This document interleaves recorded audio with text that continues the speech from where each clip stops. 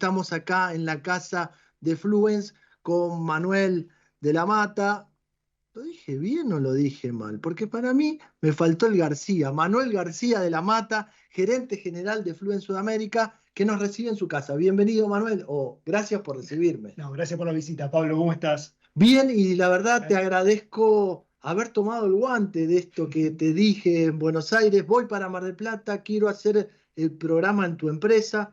¿Y por qué en tu empresa? Porque es una empresa pujante, una empresa que tiene técnicos locales, porque desarrollan una tecnología tan importante y servicios para el tema agua. Pero primero contame cómo Fluence crece acá en Mar del Plata y por qué acá en el Parque Industrial. Bueno, crecemos en Mar del Plata porque Fluence viene de una experiencia previa, una empresa local llamada Unitec, que se creó a partir de un desprendimiento de un grupo de investigación de la Facultad de Ingeniería local y por una cuestión netamente de que era gente de Mar del Plata, de la Facultad de Ingeniería local, es que hoy estamos en Mar del Plata, no, no hay otra, Pero otra era toda razón. cabeza, todo ingenio y Sí. todo know-how marplatense. Marplatense, sí, sí, sí. Los que iniciaron esta aventura, gente de la Facultad de Ingeniería, un grupo de investigación, particularmente de ingeniería electrónica, que a partir de una necesidad del mercado, motorizado por el grupo IBES en su momento, surgió Unitec aquí en Mar del Plata, que es un poco la predecesora de Fluence. Y por eso es que estamos aquí y bueno, nos hemos ido retroalimentando con profesionales y técnicos locales y bueno, un largo camino que el año pasado cumplimos 30 años desde ese inicio de la vieja Unitec. 30 años de ese inicio de Unitec para llegar hoy a ser Fluence Sudamericana y tener sede en Mar del Plata. Correcto. Parque Industrial, ¿eligen esto Bien, eso en es qué una, condiciones? bueno, eso fue realmente visto en retrospectiva, una muy buena decisión. Estamos instalados en el Parque Industrial General Sabio de General Pueyrredón desde el 2018. En el 2018 inauguramos esta instalación que, bueno, fue construida, conceptualizada y construida para Fluence. No es que adquirimos algún predio existente. Y la verdad que muy contentos, es un parque industrial que está en crecimiento, está en desarrollo y nos da un espacio, nos da una seguridad, una tranquilidad para trabajar que es inigualable. Y además tenemos digamos, metros cuadrados tanto de la parte, llamémoslo, de nave industrial como también de la parte logística que no podríamos tener en el corazón de la ciudad. Así que es una... Justamente hablando de espacio, ¿no? Sí. Y de la necesidad. ¿Cuántos metros tienen cuadrados y por qué necesitaban ese espacio hoy? Mira, el predio, voy a decir de Aprox. memoria, aprox, son unos 4.000 metros cuadrados cubiertos. Bueno, el predio en total es mayor.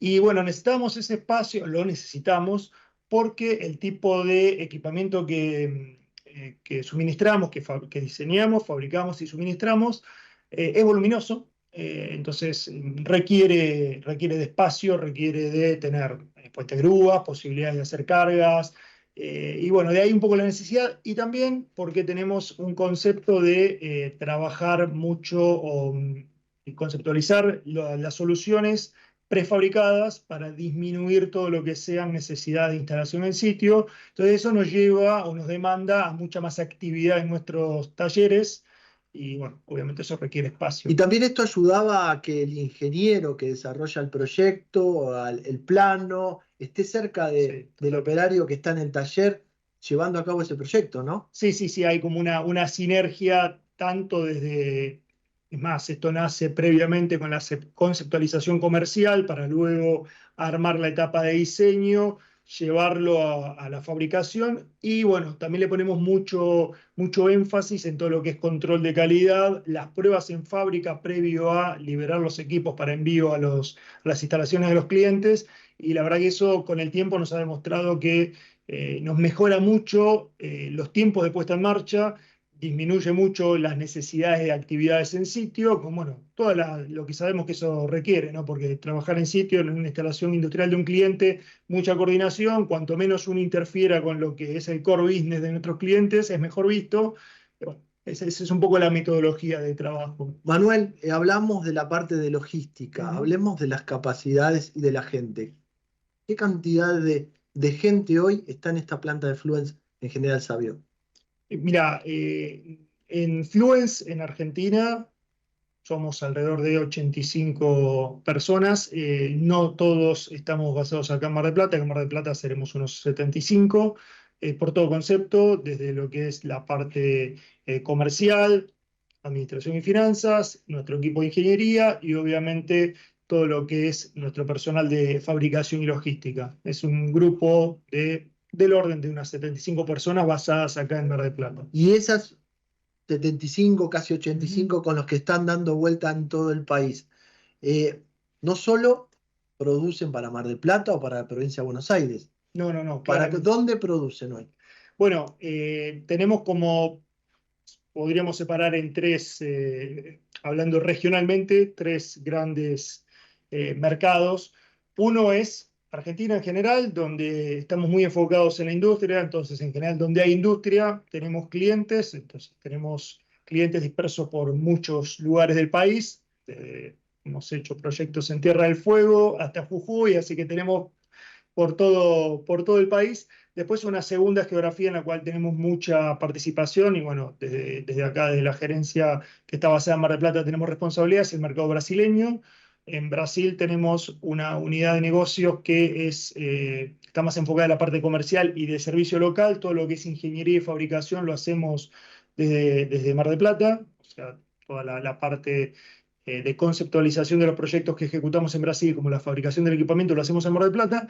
Y después la tercera región son otros países de la región en los cuales no tenemos una presencia como sí tenemos en Brasil y son mercados por ahí un poco más oportunísticos, pero hacemos proyectos en Uruguay, en Perú, en Chile, en Bolivia, los países limítrofes más Perú, es un poco nuestro mercado más tradicional. Ya nos situamos lo que es esta planta de Fluence en Mar del Plata, ya nos situamos que estamos en el parque industrial de General Pueyrredón, llamado General Sabio.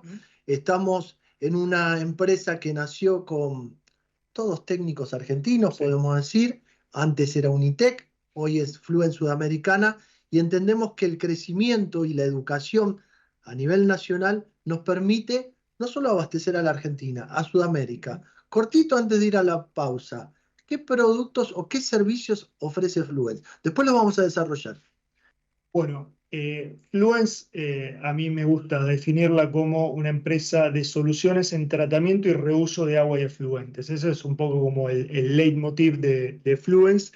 Particularmente estamos muy enfocados en soluciones para tratamiento y reuso basados en membranas.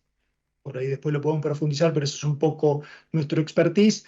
Y en cuanto a los servicios, partimos desde la conceptualización de las soluciones, es decir, de algún cliente que tiene alguna necesidad, alguna problemática, conceptualizar la solución, luego hacer el diseño detallado, el suministro del equipamiento y todo lo que viene a posteriori, porque dentro de nuestros servicios tenemos un equipo que también tiene base aquí en Mar del Plata, pero que es parte de nuestro equipo que está itinerante, que es el equipo de servicio técnico, porque una vez que suministramos los equipos, hacemos la puesta en marcha, entrenamos a nuestros clientes y luego le damos soporte postventa para integrar todo el ciclo de vida de los productos y las soluciones. Después vamos a hablar de los servicios, vamos a hablar de calidad, vamos a hablar del cliente, pero algo muy gracioso, les cuento para que entiendan de lo que Fluence se esmera para tratar de servir y acompañar a sus clientes, que hay un cartelito por ahí en alguna oficina que dice, el que se va por precio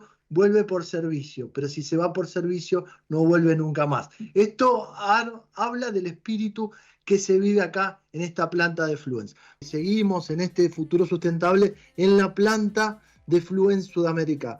¿Por qué estamos en la planta de Fluence Sudamérica? Porque tenía que viajar a Mar del Plata y quería armar este programa especial. Vamos a tener otros invitados marplatenses y te vamos a mostrar todo lo que pasa a nivel ambiental, tecnologías, también campo. No solo vamos a hablar de agua, pero vamos también a hablar de agricultura regenerativa y vamos a hablar también de economía circular. Así que un poco lo que pasa, como te dije en el inicio del programa, en La Feliz. Pero estábamos hablando con Manuel García de la Mata, nos presentó Fluence, nos contó lo que es esta planta donde estamos transmitiendo el programa, pero también queremos hablar de servicios y tecnologías. ¿Por qué quiero hablar de servicios y tecnologías? Porque yo los conocí con algo que me llamó mucho la atención, la desalación, la desalinización, algunos le dicen así, porque estamos justo en Mar del Plata, una costa que todos conocemos, agua salada.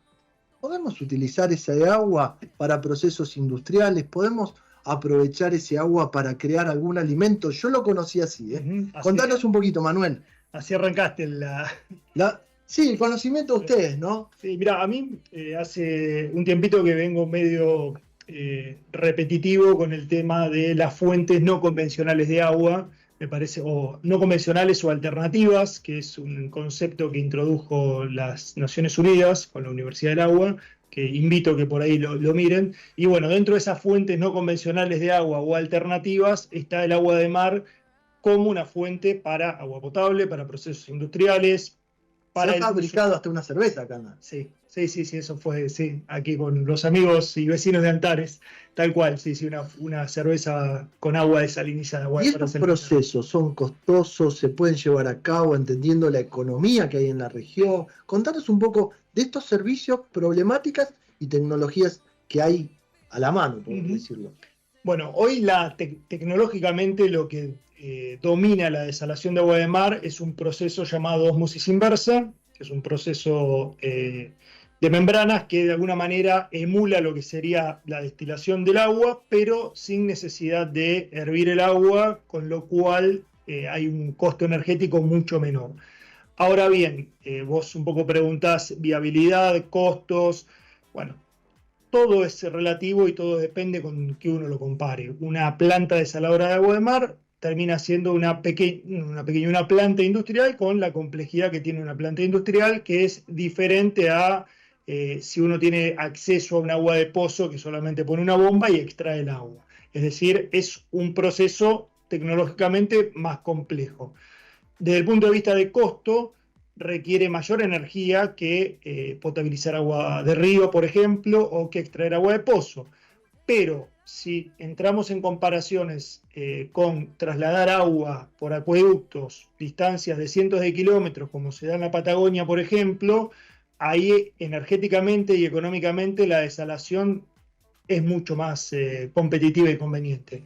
Entonces, todo depende de con qué comparamos, en qué contexto, pero es una tecnología probada. Bueno, de hecho, nos tocó participar desde Fluence en 2 proyectos aquí en el sur, en Caleta Olivia y Puerto Deseado, que son 2 ciudades de costeras de Santa Cruz, en las cuales diseñamos e instalamos plantas potabilizadoras para abastecer de agua potable esas 2 ciudades de la Patagonia, con lo cual la tecnología está disponible, es viable. Y bueno, todo depende un poco del contexto, ¿no? Si hay otra fuente que es más accesible y más fácil de tratar, claramente la desalación no sería una necesidad, una alternativa, pero cuando empezamos a ver situaciones en las cuales el acceso a fuentes convencionales de agua no es tal o no es un problema, ahí la desalación es una alternativa. Y de hecho, vos hablabas un poquito poniendo el foco, ya que hacías mención a tu visita aquí a Mar del Plata, yo creo que en Mar del Plata, en un futuro no muy lejano, va a tener que empezar a mirarse 2 fuentes de agua no convencionales, como son los efluentes, para hacer reutilización de esos efluentes, y el agua de mar. Hoy Mar del Plata está sustentada o basada en agua del acuífero, agua de pozo, y eso tiene un límite. Además, está muy expuesta a las situaciones climáticas. Cuando tenemos años húmedos como estos últimos 2, nos olvidamos un poquito de la problemática. Cuando vienen años más secos y las napas bajan, empezamos a tener problemas de abastecimiento, a empezar a mirar la intrusión salina y la posible salinización de los pozos, como pasó en Uruguay el año pasado. Entonces, es una problemática que requiere un abordaje un poco más amplio y las fuentes de agua no convencionales tienen que empezar a estar en agenda para pensar en un futuro sustentable de una ciudad que crece y que, bueno, tiene que empezar a mirar distintos. Sí, justamente, que crece y justamente podemos dar fe. Este parque industrial hace unos años recién se iniciaba, sí, y hoy cuando ingresábamos veíamos un parque que ya está floreciente y que sigue en crecimiento. Sí. Vos hablabas de reuso y de efluentes. Hoy, ¿dónde se pone más el foco o dónde el servicio se pide más?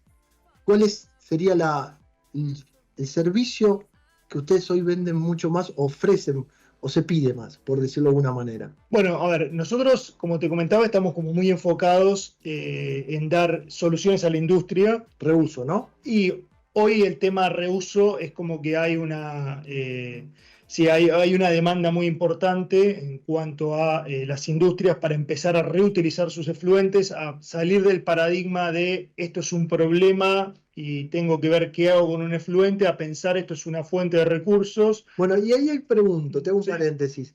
Ese paradigma, esa mirada de la industria, ¿es por una cuestión climática o por una cuestión económica? ¿O una combinación de ambas? Bueno, depende. Depende del caso, ¿no? Sí, depende del caso porque hay, bueno, como te decía, nosotros trabajamos mucho en Brasil. En Brasil los costos tanto de agua cruda como de fluentes a disponer son muy altos y ahí hay un driver, una motivación económica para el reuso, porque muchas veces termina saliendo bastante más económico reutilizar efluentes que disponerlos a una concesionaria para que los trate, que cobran valores muy altos. Entonces, en algunos casos hay motivaciones económicas, en otros muchos casos hay motivaciones de responsabilidad empresarial que empiezan a ver sus operaciones y a intentar disminuir el impacto, en este caso, en cuanto al consumo del agua que generan. Entonces, es un poco, hay diversas miradas y distintos casos. Antes de pasar al próximo invitado, que vamos a hablar después de gerenciamiento Uh-huh. hídrico y justamente vamos a hablar de acceso al agua, es esta mirada. ¿La tiene solo la industria para cerrar este bloque? Uh-huh. ¿La tiene solo la industria o también acompaña la política pública? ¿O le falta un poco de acompañamiento a la política pública? Yo creo que lo primero que ocurre con la política pública es que me parece que, bueno, esto que estamos haciendo, falta conocimiento de las tecnologías disponibles y entonces hay casos en los cuales ni siquiera se visualizan posibles soluciones. Entonces me parece que hay que hacer mucha difusión. Todavía tenemos que concientizar, tenemos que educar, ¿no? Sí, educar y difundir y un poco poner arriba de la mesa las herramientas que hay para que después se tomen las mejores decisiones. Te engancho. Qué contradictorio, ¿no? Porque hablar del agua, que uno hace una canilla, abre el grifo de la canilla y sale agua, pero no todos conocen. Bueno, lo que ocurre es que un poco yendo a nuestro país, la política está dominada por una región en la cual hay agua. Históricamente hay agua, está a la vera del río de la Plata, entonces eso hace que sea más difícil visualizar. Cuando uno sale por ahí del centro de Buenos Aires y empieza a ir a otros lugares del país, hay otra conciencia por necesidad. En general lo que tracciona es la necesidad. Pero por ahí, un poco esto que vos hablas de las políticas públicas y los paradigmas, yo me ha tocado, ahora estuve hace poco dando una charla con la gente de Obras Sanitarias de OCE acá en Mar del Plata, y visto en retrospectiva, si bien aquí se ha hecho una obra que es maravillosa para lo que es la costa, como es el emisario submarino para poder disponer los efluentes, si uno lo mira un poco más ampliamente y con una perspectiva más de futuro, realmente es una obra que se podría haber pensado diferente. Se podría haber pensado invertir todo ese dinero en hacer una planta que nos permita reutilizar ese efluente, porque al final del día estamos tirando agua dulce que sacamos del pozo al mar. O sea, ahí es donde yo digo que hace falta por ahí tener un cambio de paradigma y una mirada distinta, entender cuáles son las posibilidades tecnológicas y, bueno, cambiar un poco el paradigma. Y acá corre por mi cuenta, no hay excusa, porque tecnología hay y técnicos también hay. Entonces, acá, no, esto lo conozco porque uno recorre el mercado y lo que podría dar un porquito de bronca, como quien dice en el barrio, es que tecnologías hay y técnicos también, porque cuando hablábamos de temas ambientales hace 10, 15 años atrás decíamos que la tecnología no llegaba, que no había conocimiento, pero hoy podemos demostrar. Agua, agricultura, reciclado, economía circular.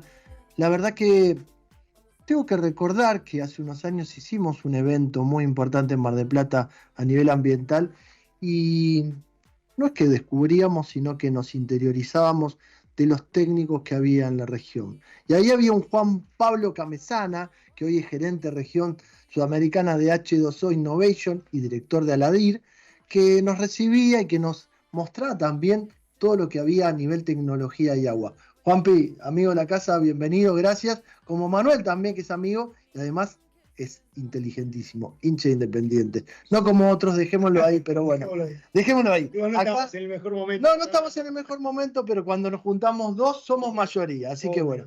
No, bienvenido. No muchas veces acontece, ¿no? No muchas veces acontece. Más de la que vos pensás. Pero viste, nos sacamos también un gustito, hablamos de nuestro querido Independiente.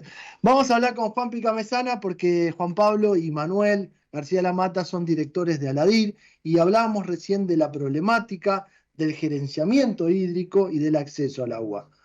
Juanpi, ¿por dónde querés empezar? ¿Por el acceso, el gerenciamiento? ¿Dónde pongo primero? En principio agradecerte y es un gusto tenerte aquí en Mar del Plata, así que un placer que nos visites. Yo creo que convendría arrancar por el acceso, ¿no? Tenemos una región de Latinoamérica, hablando, ¿no? México para abajo, que es bien heterogénea. Cuando nosotros miramos los números grandes, o sea, los números promedios, podemos eventualmente quizás no hacer un análisis bien asertivo de lo que puede pasar en cada región. En términos generales, a nivel Latinoamérica, estamos comparativamente de la mitad de la tabla para arriba si nos comparamos con países en estrategias de desarrollo. No estamos muy mal. Sin embargo, tenemos casos como el de Uruguay, por ejemplo, donde la cobertura de agua potable llega al 96% en casi todo el territorio y en Bolivia, que es menos de la mitad. Donde tenemos el desafío más grande en términos de cobertura es en materia de saneamiento. Ahí toda la región está bastante... Ha quedado atrasado el saneamiento, ¿no? Muy atrasado. Venía Sí. en un momento que parecía que se iba a expandir, que iba a crecer, y sinceramente el acceso al agua no quedó tan atrasado como el saneamiento. Fundamentalmente eso tiene que ver con la política pública y con una cuestión necesariamente quizá de mayor relevancia en cuanto al acceso, ¿no? Quizás si vos tenés que elegir entre cuál de las dos optás primero, optás por el abastecimiento de agua potable en una comunidad que por el servicio de saneamiento seguro.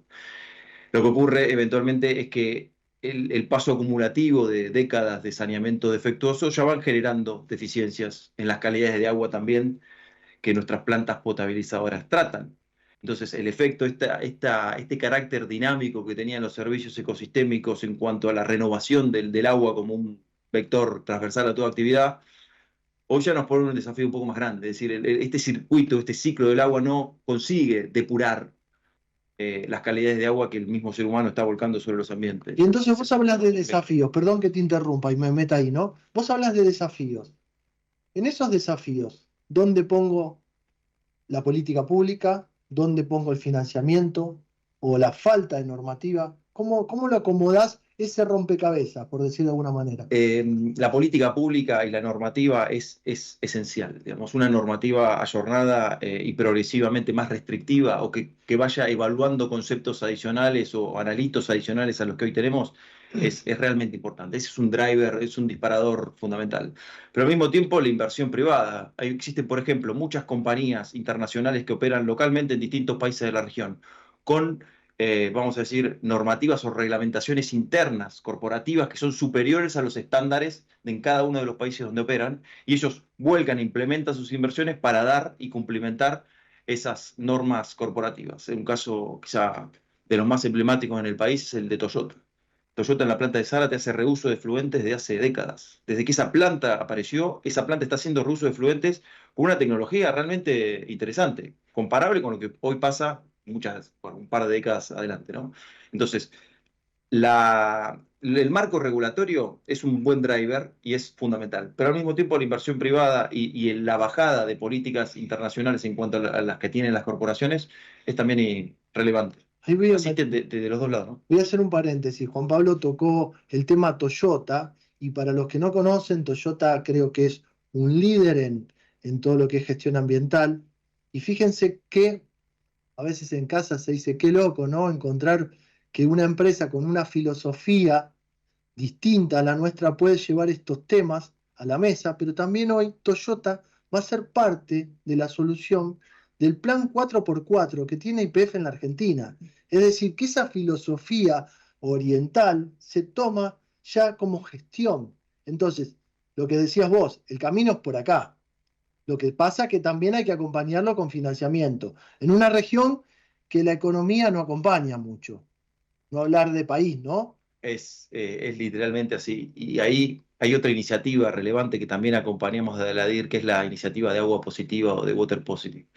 donde básicamente lo que trata de impulsar la iniciativa es fomentar la implementación de acciones de impacto positivo sobre los recursos hídricos. Y eso, dicho así, digamos, funciona.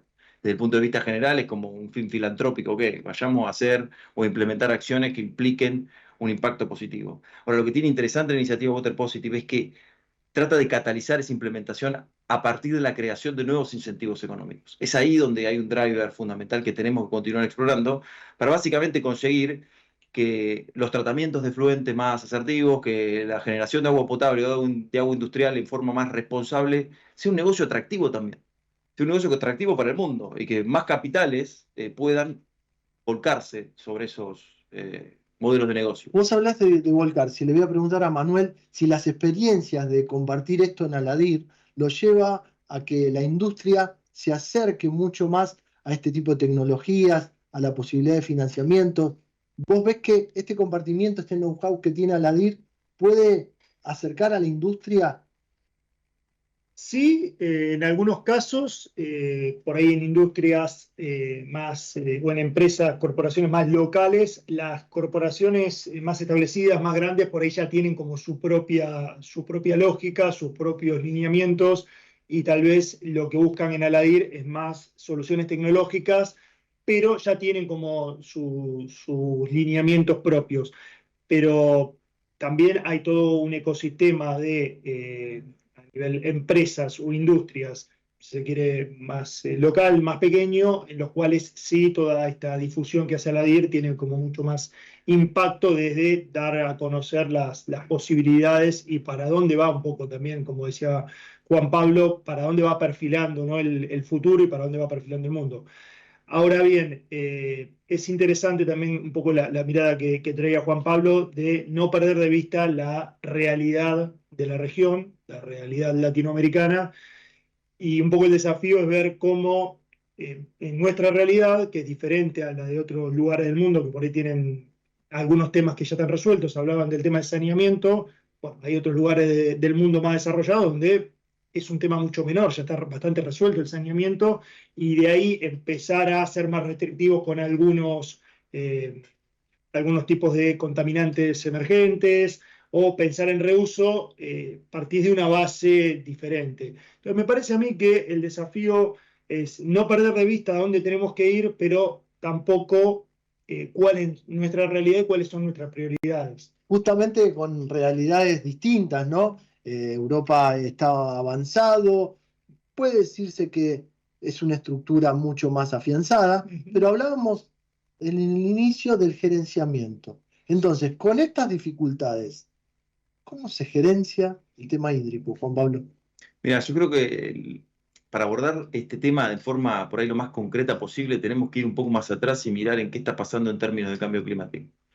Y cómo el vector recurso hídrico, que es transversal, actividad productiva, actividad ecosistema y actividad social, no solo es transversal, sino las externalidades negativas del cambio climático se materializan a través del vector recurso hídrico. Vemos acidificación de los océanos, vemos zonas en proceso de desertificación cada vez más extremos, vemos zonas con lluvias torrenciales que se generan inundaciones. Es decir, es el vector recurso hídrico donde se materializa, si querés, ese concepto de cambio climático desde lo negativo, ¿no? Y si lo ves desde un lugar bien amplio, de alguna forma lo que está en riesgo es la previsibilidad en la disponibilidad de los recursos convencionales, como los llamamos. Es decir, si tenemos futuros con regímenes de precipitaciones variables o no tan conocidos, ¿cómo podemos hacer para proyectar inversiones a 20, 30 años? Y una de las grandes estrategias que propone la ADIR fundamentalmente, que es la Asociación Latinoamericana de Desalación y Reuso, es ir a buscar en fuentes de agua complementarias o no convencionales, como se las denomina quizá, una o un conjunto de nuevas fuentes de agua para aportar y complementar las matrices existentes, pero desde un lugar de disponibilidad mucho más robusta. El 97.5% del agua del planeta es salada. Al planeta no le falta agua. Falta agua en determinadas regiones apta para consumo humano o apta para consumo industrial. Si nosotros podemos desalinizar agua de mar a una tarifa aceptable, tanto para un usuario industrial como un usuario doméstico, pues entonces tenemos muchos más recursos de los que estábamos mirando antes. Desde ese mismo lugar, si analizás la imprevisibilidad de la disponibilidad del recurso, bueno, el agua de mar, por más de que el mar suba unos centímetros más o menos, independientemente de los territorios que se pueda afectar más o menos, es una disponibilidad que sea, hablar de términos absolutos de infinito no tiene mucho sentido, pero es como mucho más abundante. Ahí tenemos una fuente de recursos de un agua no convencional que sin lugar a dudas va a ser mucho más relevante de aquí en adelante. Y por otro lado, el reuso de efluentes. ¿Y qué reuso de efluentes? El reuso de efluentes industrial ya se da en la industria, básicamente. La industria ya ha empezado hace muchos años a optimizar sus procesos internos y reutilizar sus efluentes a partir de implementar tecnología en ese tratamiento. Esto ya pasa y está pasando y cada vez va a seguir pasando más. Ahora, ¿qué pasa con los efluentes domésticos? Bueno, progresivamente también vamos a ver que vamos a reutilizar más esos efluentes domésticos. Y si lo miramos desde el punto de vista más general en cuanto a la disponibilidad de ese efluente, allá por 2010 Naciones Unidas o el secretario general enunciaron enfáticamente y establecieron enfáticamente que el acceso al agua potable y el acceso a servicios de saneamiento seguro tenían que ser concebidos como derechos humanos. Y seguramente toda la humanidad está de acuerdo con ese concepto. Ahora, si el abastecimiento de agua potable es un derecho humano y nosotros progresivamente vamos a ir alcanzando niveles de cobertura en el tratamiento de efluentes crecientes, es decir, que ese efluente tratado y colectado también va a ser un recurso que esté mucho más disponible que, por ejemplo, un régimen de precipitación. Entonces, vamos a encontrar en los efluentes domésticos tratados una fuente robusta de agua para implementar prácticas de reuso, tanto reuso agrícola como reuso industrial fundamentalmente, y en un futuro quizá evaluar alternativas de reuso directo como sí pasa en varios lugares del mundo. Juan Pablo, mientras vos recién hablabas, yo te miraba y estaba pensando si un complemento a esto pueden ser los fondos de agua y un complemento a esto también para mostrarle a la gente de un buen caso de gerenciamiento hídrico, esto corre por mi cuenta, puede ser la provincia de Mendoza. Bueno, la provincia de Mendoza, sin lugar a dudas, de toda la provincia del país, quizás es la que tiene más experiencia asertiva en el gerenciamiento hídrico. ¿Y por qué se da eso? Por la Una necesidad. necesidad de recursos escasos. En última instancia, somos todos hijos del rigor. O sea, te falta un recurso y empezás a encontrar prácticas de gerenciamiento que sean lo más asertivas posibles en cuanto al recurso. Y Manuel lo mencionaba muy bien hace unos minutos. Y sí, quizá el origen o la génesis del mayor porcentaje de la política pública viene de zonas donde el agua no es un recurso escaso. Y hemos visto claramente, o el mundo ha sabido ver, cómo aquellos países que han estado expuestos históricamente a escasez de recursos han sabido construir una industria en sí misma, como por ejemplo es el caso de Israel, con una deficiencia en cuanto a recursos territoriales inmensa, pero al mismo tiempo habiendo sido capaces de construir, digamos, no solo o sea, hacer uso de las fuentes de agua no convencionales como la desalación para el abastecimiento de la comunidad, sino pensar los procesos en ese tratamiento ya teniendo claro que iban a reutilizar los efluentes cloacales para, por ejemplo, fines agropecuarios, para hacer irrigación en producción primaria de alimentos. Es súper interesante ese nivel de planificación, porque vuelvo a decir, las plantas de desalinización de agua de mar que construye Israel producen una calidad de agua que está pensada en que una vez que esa calidad de agua genera un efluente, ese efluente va a ser utilizado en la industria de la irrigación agrícola. Es decir, se buscan sacar algunos contaminantes o algunos compuestos adicionales en el proceso primario, porque yo ya estoy planificando que voy a reutilizar el efluente y cuando vaya a usar ese efluente para irrigar, quiero que esos compuestos que originalmente estaban no estén. Eso es planificación. Entonces me tengo que ir más atrás, como te gusta decir a vos, Israel puede ser un caso de gerenciamiento hídrico a nivel mundial ejemplo. Sin lugar a dudas. Porque aparte el fondo de agua también se quedó. También, exacto. Pero ¿qué es lo que pasa? Y ahí es donde por ahí estamos mejor posicionados. ¿Qué es lo que pasa con un Israel? Pasa algo muy similar con varios países, con los países de Medio Oriente generalmente pasa lo mismo, pero en Inglaterra es lo mismo. Cuando vos analizás la huella hídrica promedio de un habitante promedio en Israel, es decir, tomás la huella total y dividís por la cantidad de habitantes, ¿qué te da? Que el 15% de esa huella únicamente viene de recursos propios. Es decir, de agua que sacaron de sus pozos o que sacaron del mar. Y el 85% restante, ¿de dónde viene? De otras fuentes. De otras fuentes de agua. Es decir, Israel, como muchos otros países del mundo, toman decisiones geopolíticas en la compra y venta de bienes y servicios fundamentados por la inexistencia o poca existencia de recursos hídricos locales. Cuando vos haces la comparativa y te venís para Sudamérica, por ejemplo, y analizás Brasil o Argentina, nosotros estamos arriba del 90% de los recursos hídricos totales que usamos o que necesitamos para mantener los niveles de consumo que tenemos, vienen de nuestras propias fuentes de agua. Es decir, en ese sentido estamos un poco más seguros.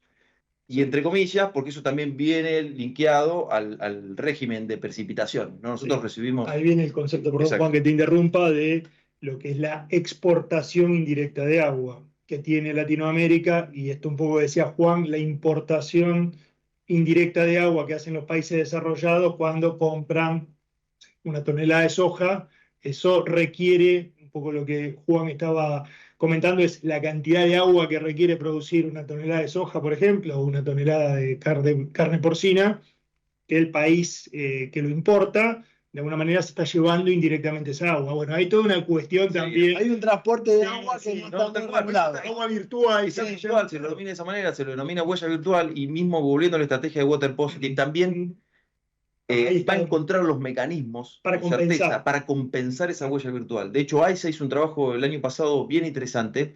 Es un primer ejercicio de compensación de agua virtual por la exportación, digamos, de oleaginosas, básicamente. En esa primera métrica, los resultados, digamos, de la ecuación económica no fueron muy favorables, pero ese es el camino. El mundo va a terminar compensando estas huellas virtuales, básicamente porque es lo que corresponde desde el punto de vista que lo que tenemos que tratar de hacer es no sobreexplotar determinados territorios para beneficiar únicamente a otros. Es decir, no solo exportando carne, exportando soja, exportando servicios, tenemos huellas virtuales y de alguna forma esa huella tiene que formar parte de la estructura de costos. Sí, pues aparte si Argentina quiere entrar en la OCDE va a tener que empezar a declarar todo también, esas huellas y eso, digamos, esas cadenas.